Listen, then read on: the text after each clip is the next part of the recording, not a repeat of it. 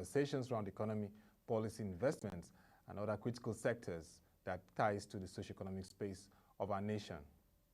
This morning, we're supposed to have Dr. Afolabi Olowokere, the Divisional Head Research of the Securities and Exchange Commission, to discuss post-COVID-19, the capital market and economy. But due to an urgent engagement he had this morning, he will not be able to make it for the show. But the show will continue as we'll have a discussion with him in the course of the program this month. So for this morning's edition, we'll be looking at key developments occurring at the global and Nigerian economy. Let's begin with what has been trending since the COVID-19 pandemic occurred across the globe from the month of January 2020. And that has been the recession signals. The signals have been coming from various parts of the globe, from Asia, and now even warnings to Africa. The indications are showing that with what the International Monetary Fund and the World Bank earlier projected, it could be worse than initially predicted. The Bretton Woods institutions, World Bank and International Monetary Fund, warned that the global economy could experience depressions in worse levels like that of the 1930s. We bring you updates on the economies, and those have reported negative growth at this period from the GDP report for first quarter 2020. The United States, which is the world's leading and largest economy, contracted for the first time since the 2008-2009 crisis at minus 4.8%. Apart from its contraction, over 20 million jobs have been lost in the economy. At the moment, according to data, 30 million plus Americans have applied for unemployment benefits, and over $2 trillion have been pumped into the economy to stabilize the situation. That, from the global economic power, shows the trend that we are seeing at the moment. But apart from the US, the United Kingdom, which is also a very strategic and global economy, contracted by minus 2.0% for first quarter 2020. This is despite the activities of the Finance Minister, Mr. Rishi Sunak, who has been working assiduously with the Bank of England to stabilize and reflate the economy. The Eurozone, which is also now a very key economic force in the globe, contracted by minus 3.8%. This is also the first time post-global crisis of 2008-2009. Germany, which is the largest economy in Europe, contracted by minus 2.2%. Don't forget that this period, Chancellor Angela Merkel has been working tirelessly to support the German economy and at the larger level, the European economy. Portugal also experienced its recession of its first quarter contraction by minus 3.9%. This also is the first time post-crisis of the Eurozone where Portugal, Ireland, Greece, and Spain were the key economies adversely affected in the period of 2012. France also contracted for the first quarter of 2020 in its growth by minus 5.8%. Spain, minus 5.2%. Hong Kong, minus 8.9%. Thailand, minus 1.8%. The first major global economy to officially record a recession is Japan. Japan is the third largest strategic economy in the globe, known for its technology prowess and its industrialization levels. It contracted by minus 3.4% in Q1 2020. This follows a decline that occurred in Q4 2019 of 7.3%. And when you have a consecutive decline in the economy for 2 quarters, it is taken technically as a recession. Japan is one of the Asian economic powerhouses that drives the growth and activities in the Asia zone. Following these signals of recessions and concerns of stability in the global economy, France and Germany have called for the 500 billion euros European Recovery Fund to combat the economic impact of the pandemic on the European zone. The Recovery Fund would see European Union budget expenditure used to offer grants to European countries and sectors hardest hit by the crisis. Yesterday, there were clear statements from President Emmanuel Macron and Chancellor Angela Merkel on the need for this fund to be immediately released to help stabilize the situation for the European Union. Now let's go to major sectors that, from the analysis, will be affected by the COVID-19 pandemic. They include the aviation industry, where we know that the International Aviation Travelers Association has projected over $200 billion loss to occur this year just because of the COVID-19 pandemic and the shocks that are coming to the sector.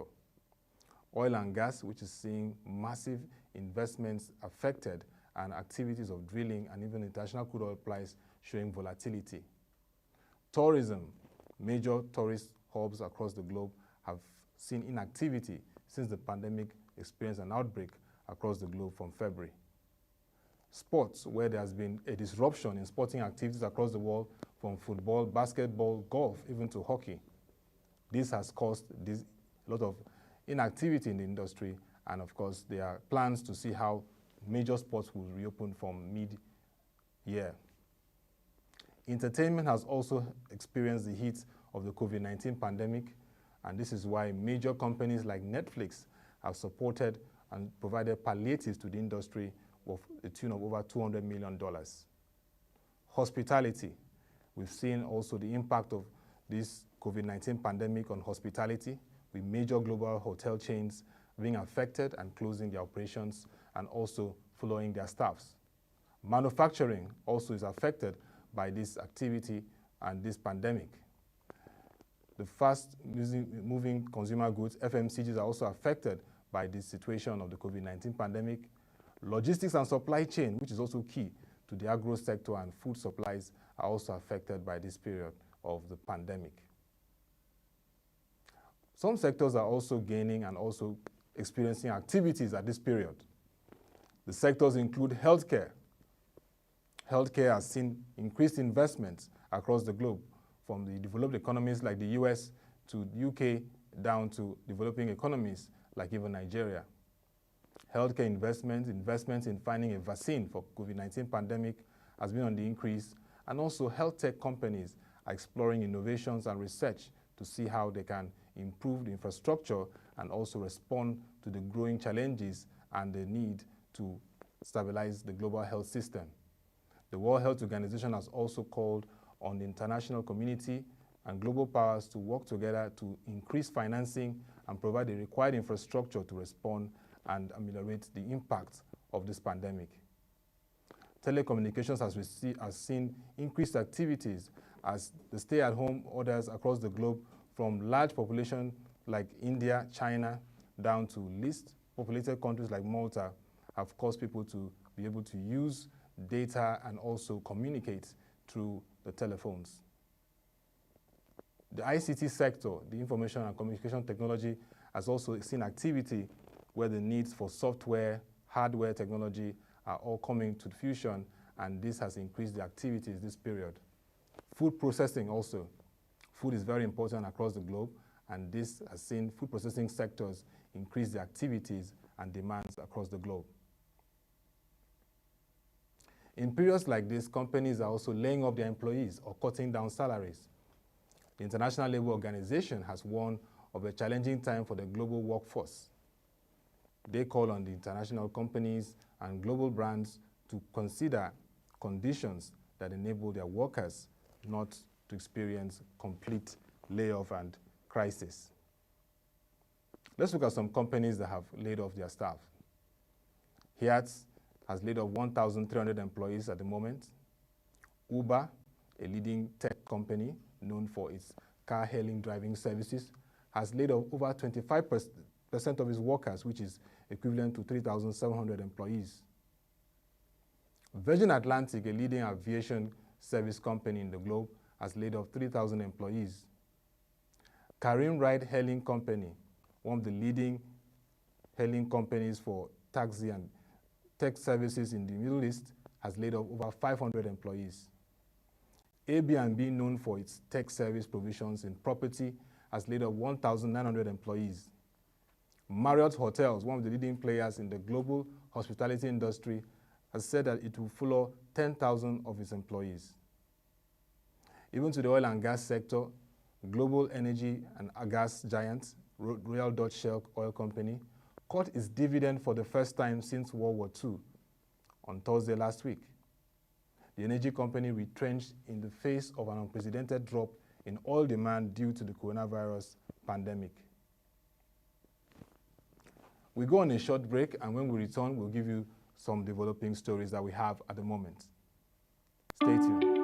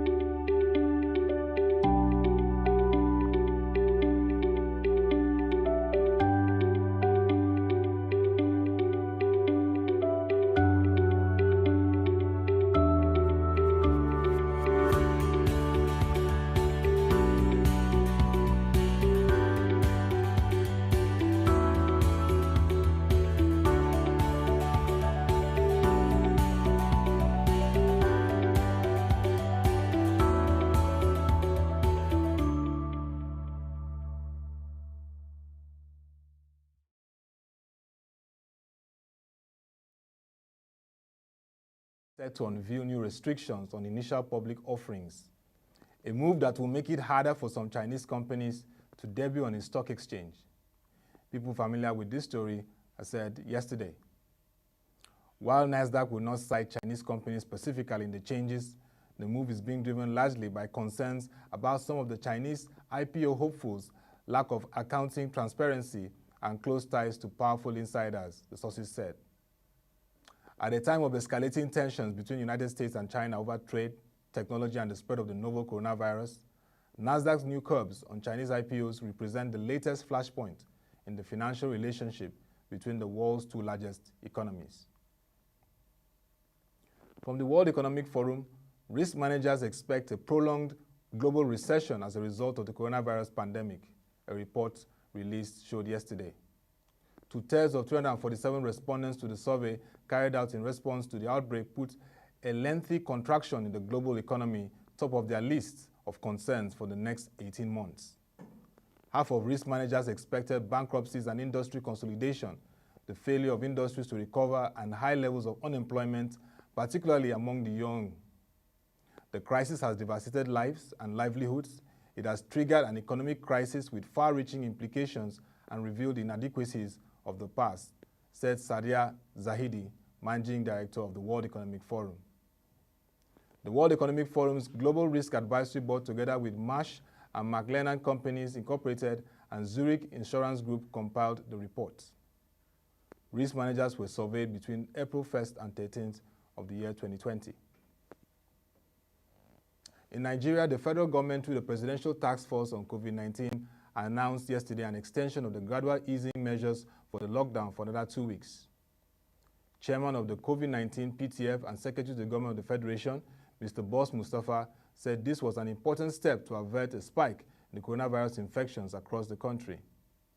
According to him, the 2-week extension of Phase 1 of the eased restrictions is also to enable other segments of the economy prepare adequately for compliance with the guidelines preparatory to reopening in the coming weeks. Speaking further, he said, the reality is that in spite of the modest progress made, Nigeria is not ready for full reopening of the economy, and tough decisions have to be taken for the good of the greater majority.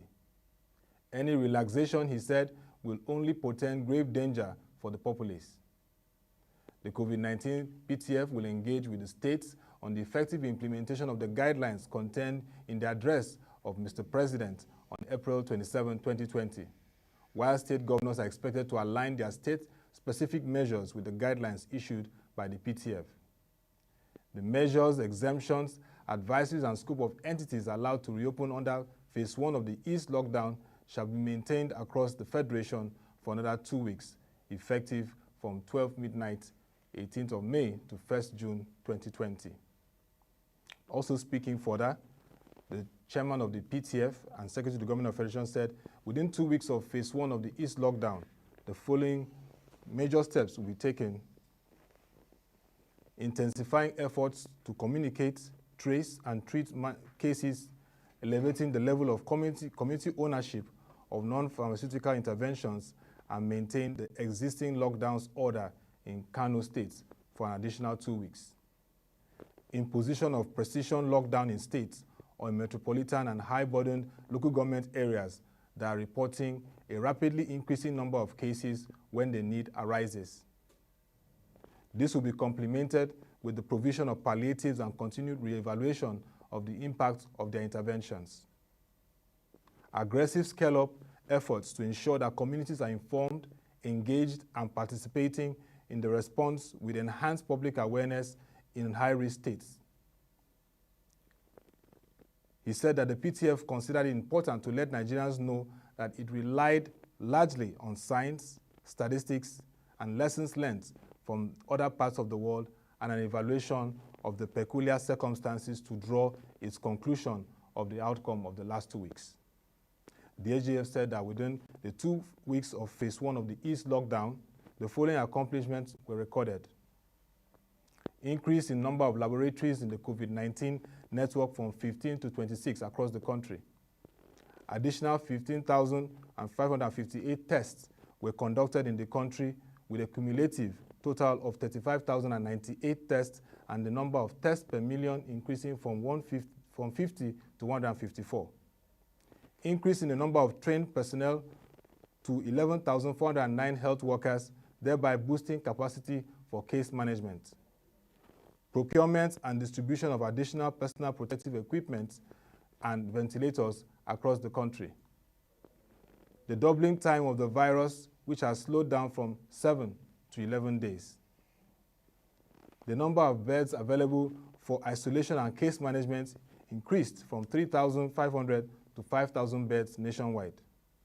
The efficiency of the identification, testing, evacuation, and isolation process for confirmed cases has increased, and progressive improvements in capacity of the health system to respond to the outbreak has also improved. The SGF said that the PTF COVID-19 remained highly appreciative of the efforts of the private sector, public-spirited Nigerians, corporate organizations, the armed forces, intelligence and security community, the media, as well as the international community for their unquantifiable support in the battle against COVID-19. And that will be all for this edition of the Economy and Politics Show, where we gave you updates today on the global and Nigerian economy. You can log on to www.proshareng.com to get updates and analysis from our videos, news stories, and reports. Also log on to watch and read also our Nigerian World Meaning News, where we give you full details and analysis of stories that are happening in the financial, capital markets, the economic space, and business environment as it affects Nigeria. Also this period, we have the Corona Central Watch, a platform designed by ProShare, Nigeria's leading financial information hub, that gives you all the analysis on the COVID-19 pandemic as it cascades from the global, national, and state level. Log on to www.proshareng.com/COVID-19 for all those details. As you saw on the advert, Debtors Africa has been launched. It's a game-changing platform for the financial market and will also support the debt recovery and debt management process in this country. To join and also get to understand what this platform is about, log on to www.debtorsafrica.com to get all the insights you have from that very innovative platform. Join us by 10 a.m. for a conversation and a market review as we look at post-COVID-19 attracting foreign direct investments into Nigeria. We'll be featuring Mr. Sheye Adetunbi, who is the Chief Responsibility Officer of Value Investing Limited and the convener of the Capital Market Roundtable. Till we come your way again, thank you for watching. Have a nice time. Stay safe. you.